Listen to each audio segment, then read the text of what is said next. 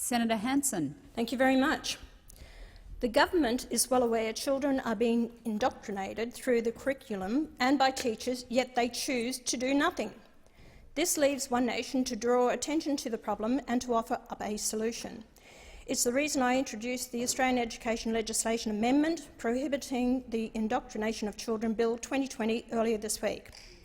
In some areas, our children are being taught to accept ideas that are either unproven, such as gender fluidity, or are debatable, such as catastrophic man-made climate change. Australian 15-year-olds are falling behind their counterparts in global tests of literacy and numeracy. The curriculum is overcrowded. I want our schools to focus on the basics so our children don't leave school with skill levels 3 years behind their global counterparts. The authority responsible for developing the curriculum needs a shake-up, and under my proposal they are obliged to be balanced in their presentation of political, historical and scientific teaching material.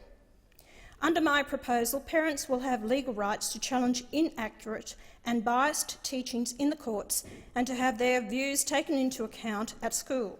The education system is in desperate need of accountability. Everyday Australian children are indoctrinated to believe catastrophic human-made climate alarmism. They are taught near-surface temperatures have increased in recent decades, but there is no examination of colonial state records between 1855 and 1910 which show it was hotter back then than it is today. How many of the senators in this chamber know the IPCC's, which is the United Nations Intergovernmental Panel on Climate Change, their own charter requires it to limit its scientific assessment to human-induced climate change? Research related to natural climate change is automatically eliminated from their reports.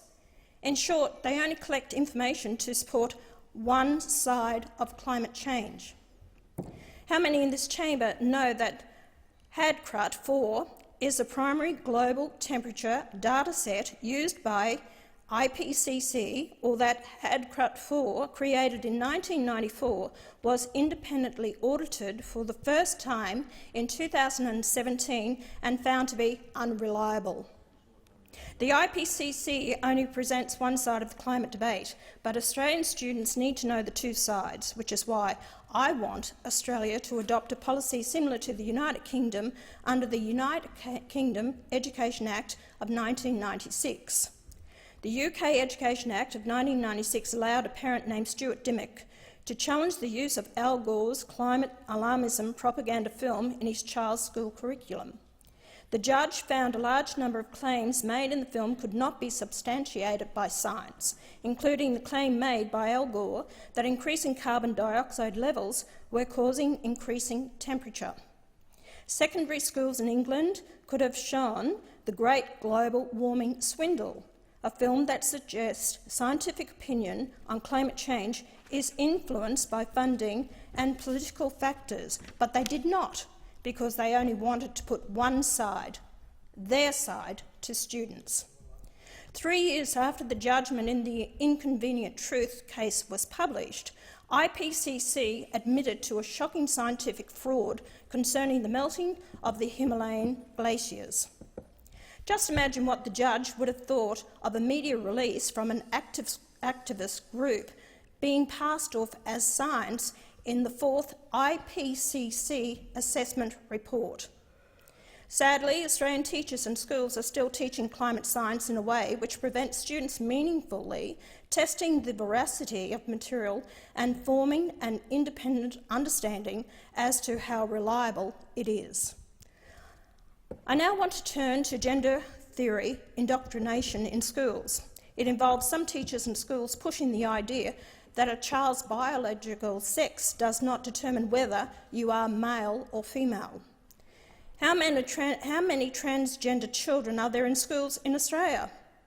According to the 2016 census, just 57 children, students under the age of 15, identified as transgender. How many transgender students do you think there are in a single school? Well, I'll let you do the maths. 57 transgender students divided by 9,400 schools. Despite the small numbers, every other student in Australia is subjected to transgender policies which are being taken to extremes. In the decision of the Department of Education, bureaucrats decided to provide unisex toilets at the Fortitude Valley State Secondary College. I understand the school, which opened in 2020, has now changed its unisex toilet policy and returned to segregated toilets following parent and student protests. This time the education system backed down, but I have no doubt they will wait and try again later. Legislation needs to be in place to give parents a voice, because as it stands, teachers and schools are not accountable to their students or their parents. The decision to force children to use unisex toilets is just part of a larger plan to get children preoccupied with gender issues.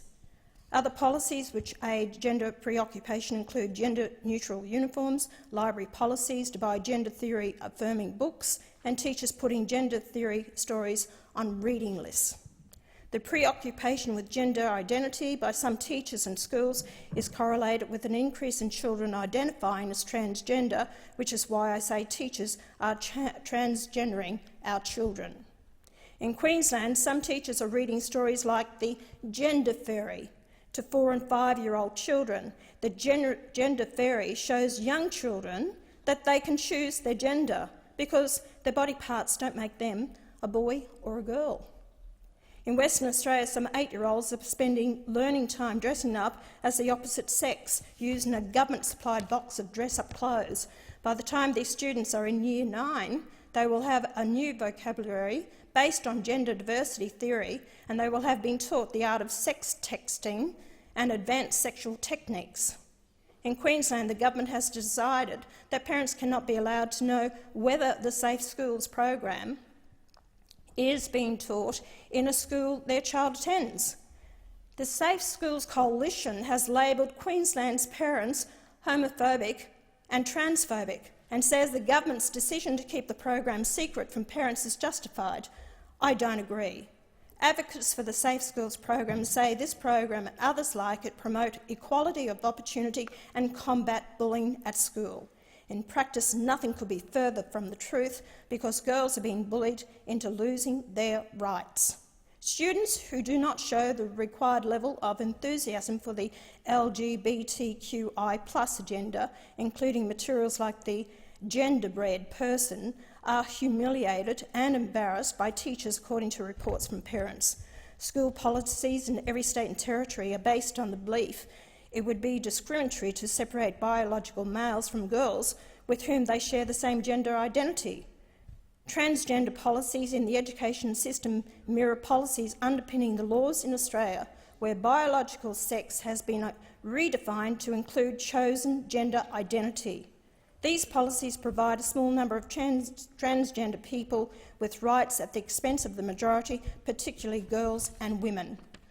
Policy makers say they want to protect minorities. There is nothing wrong with that. But when educators protect the rights of a minority by stripping young girls and boys of their rights, then something is horribly wrong. How did we get to the situation where schools are preoccupied with gender theory issues?